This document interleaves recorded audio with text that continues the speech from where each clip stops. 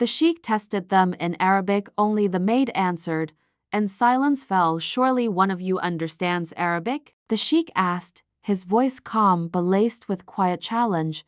The air grew still. 5 prestigious guest scholars, diplomats, CEOs sat frozen in gold-trimmed chairs, lips pressed tight, eyes flickering with discomfort. Not a word. Then, from the shadows, a soft voice answered. Not from the elites but from the maid. They hadn't even noticed. Her words shattered the silence. This wasn't just a language test. It was a reckoning. This is the story of a maid who spoke and exposed everything. Welcome, story lovers. Drop your city in the comments and hit like if this gripped you. In a lavish Middle Eastern household nestled in the heart of Dubai, the Sheikh was renowned not just for his wealth, but also for his profound respect for knowledge and culture. Every week, he hosted elite Western guests, businesspeople, diplomats, and academics who boasted Ivy League degrees and global influence. Among them, today sat 5 such individuals, sipping tea in a gold-trimmed room, unnoticed in the background. Maryam, the dark-skinned East African maid, moved silently with a tray of sweets, eyes downcast, as trained. She had been in this home for years, mostly invisible, mostly unheard. The Sheikh, dignified yet playful, smiled as he paused the chatter. Let's try something different today, he said, his tone curious. The guests leaned in, intrigued. He cleared his throat and began to speak in classical Arabic.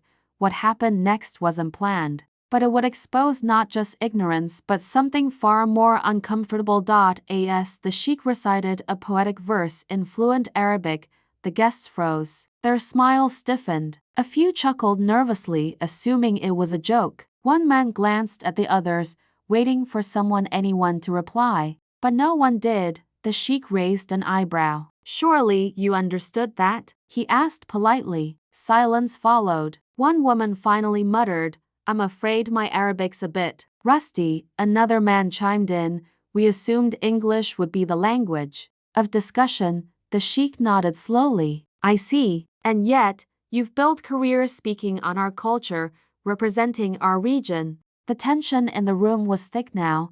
Then, a voice soft but clear broke the silence. It's a verse from the Mu'allaqat, Maryam said, still holding the tray. By Imru al-Qais. Every head turned. Eyes widened in disbelief. The guests looked at her as though seeing her for the first time. The Sheikh's face lit up not in surprise, but in pride. She's correct, he said warmly. And she's a maid in your eyes, but a scholar in mine. The foreign guests shifted uncomfortably. One tried to justify, well, we don't usually engage with domestic staff, but it was too late. The power imbalance had been revealed. Maryam, educated back in her home country, had never been asked to speak.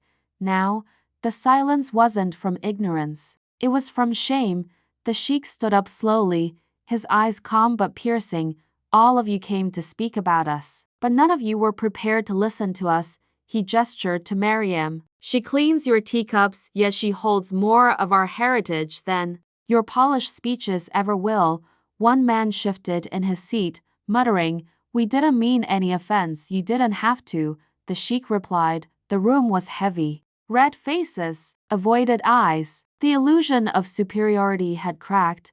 Maryam lowered her gaze again, but this time, she wasn't invisible. She had spoken once. She didn't need to talk again. Dear audience, if you're enjoying the story, don't forget to give it a like. It helps. That day ended without another test. No more cultural debates, just quiet sips of tea, and eyes that occasionally glanced Maryam's way with a mix of guilt and respect.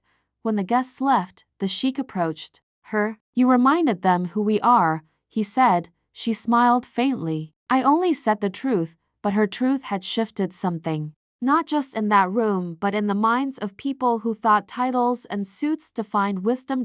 In many places, those who bear the weight of culture, language, and history are overlooked due to their skin tone or social class. But now and then, one voice rises and reminds the world. Knowledge has no uniform. Thanks for watching. Subscribe to our channel for more powerful stories and new videos. Take care.